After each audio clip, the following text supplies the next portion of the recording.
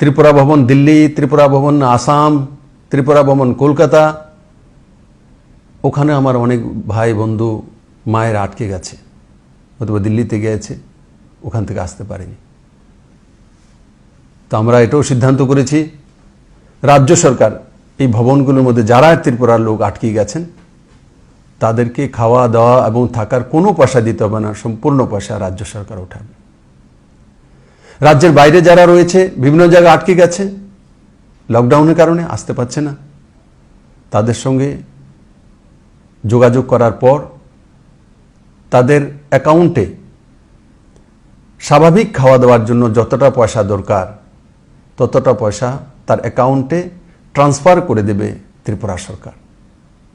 এমনকি আসামে হোটেলে রয়েছে, আসাম সরকারের সঙ্গে সম্পর্ক করা হয়েছে, কিন্তু সেটা বাস্তবে সম্ভবপর হয়নি। কিন্তু রাজ্য সরকার আজকে সিদ্ধান্ত নিয়েছে যে বিভিন্ন প্রান্তে যারা হোটেলে রয়েছে তাদের মিনিমাম একটা যাই হোটেলের খরচা আছে তার খাওয়া দাওয়া এবং যে থাকার খরচা সেটাও রাজ্য সরকার উঠাবে।